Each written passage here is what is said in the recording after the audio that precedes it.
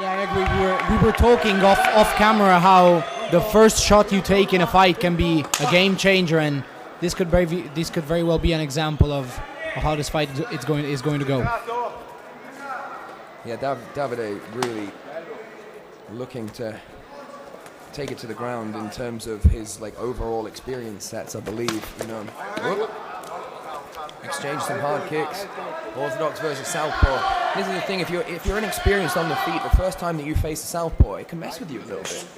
Exactly, and matter of fact, Ghigliotti is making his inside low kick work for him. Nice spinning attempt. You like the confidence? Yeah. Going for the highlight reel in round one. Yeah, but a short, stocky southpaw that's also using feints pretty well as Ghigliotti.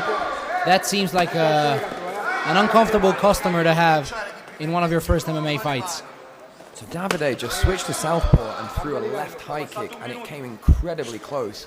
I wonder if that's part of the plan, but that looked to me like that has real potential. If I was in Davide's corner, I'd be taking note of that one, because a couple of inside low kicks and then maybe setting that up high, that might finish this fight. And interestingly, we actually see Ghigliotti initiate the grappling first.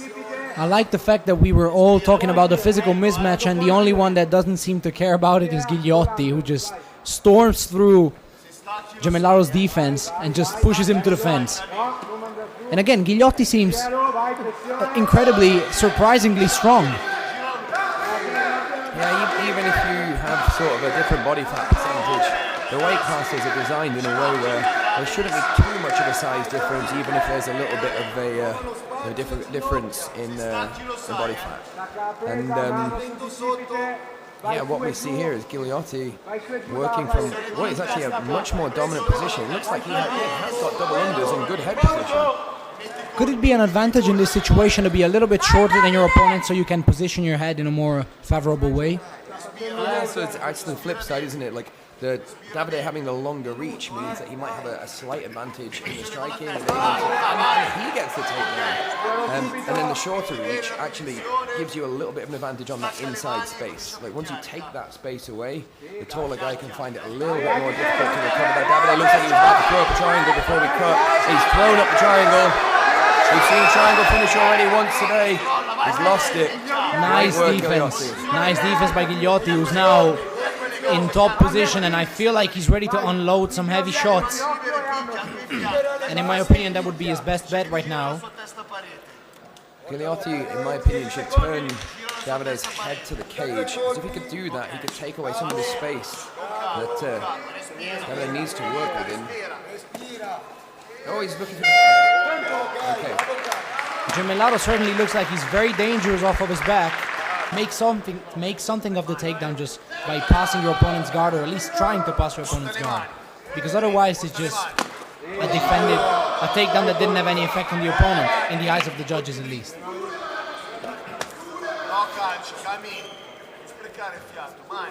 There's no selling those low kicks, but I can tell you those low kicks absolutely kill. Ghigliotti's corner just told him not to waste his energy, not to kick too much. Nice left hand by Ghigliotti. Yeah, it looked like it snapped the head back.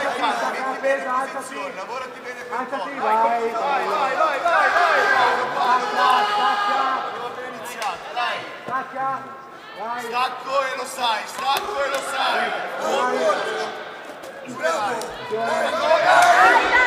His head snapped back at the end of Gemmellaro.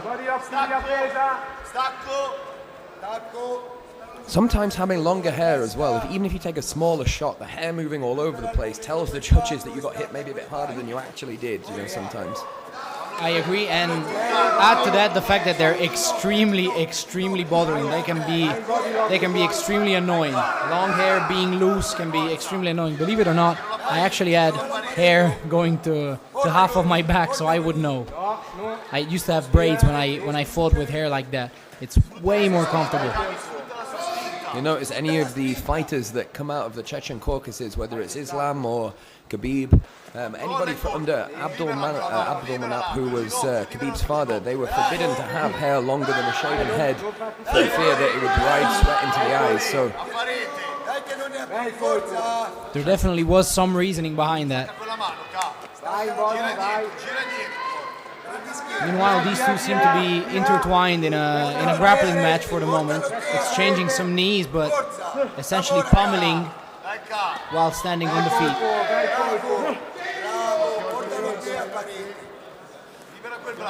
It might not look like much to the average person, but I want to assure you that a knee flying into your gut or a kick landing on your leg flush, I mean, it's not a million miles off, like a baseball bat swing into your thigh, to be honest. You can imagine, getting hit with something like that, how many times you can tank something like that before it really starts to affect your mobility and performance. Nice work from Gemmellaro here. Gemmellaro seems to be coming back and seems to be getting his distance right while standing up. And while Ghigliotti is showing incredible physical strength, combating Gemmellaro, Gemmellaro just seems to be adapting really well to Ghigliotti's style. And even though he lost the first round, he now seems to be doing way better in the second round. That's a tough round because he got his head snapped back a couple times at Gemmellaro, but obviously looked to come strong at the end.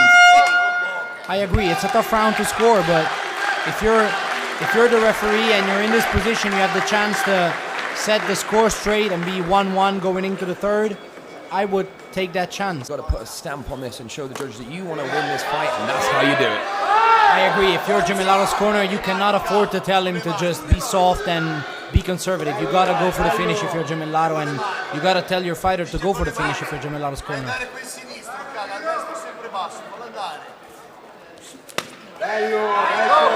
Ghigliotti sounded like a gunshot. Ghigliotti's corner calling for the left cross. Heavy shots being exchanged. And these two guys are almost breaking the cage apart. One of the things that's difficult is you're not training in a cage all the time. Is when you get tired, it's moving backwards with the idea that you might have some space behind you. Sorry. Yeah, he's got the guillotine. He's got that. That's super deep. That is very deep. Ghigliotti with a big movement to get himself free from that particular guillotine. What a fight this is. Gemmellaro definitely understands that he needs a finish, and he's after it. That guillotine was very, very deep and very, very close to finishing the fight. When a man has his arm around another man's neck, what you're looking for is for the wrist or the hand to actually pass the shoulder, and if that happens, then he's got good access to both of those arteries in the neck. Lands another good right hand. What a fight. Absolutely. None of these two wants to give up an inch. Really impressed with Ghigliotti as well. His wrestling, his understanding of pummeling to the inside position. Showing his heart, he's just output as well. Both of these guys came here to give it everything. Let's see if Gemmellaro can keep Ghigliotti on the fence. Even though that's definitely not the way to win the fight, in my opinion, for Gemmellaro right now. If either of these guys knew how to trip, I mean, there'd be a little bit of a progression here. So, Gemmellaro, if you're watching this back, worth looking at using your legs to pull other people's legs away from the cage. That is the most meta commentary I've ever heard. Ghigliotti's corner just screaming at the top of their lungs. Need to deliver and returned. And as you said, these knees being exchanged, they might not look like much, but they're definitely doing damage and hurting the cardio of both fighters. Great fight.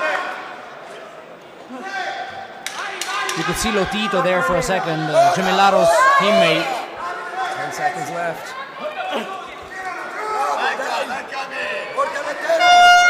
What a fight. Fantastic fight. Great work, both guys. Great work. Nice show of respect at the end. Experience, and both of these guys were solid 3 rounds under their belt. Lots Ora, of decisione unanime.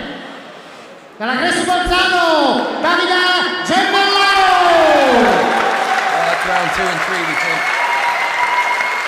Yeah, that's what won Gemmellaro the fight.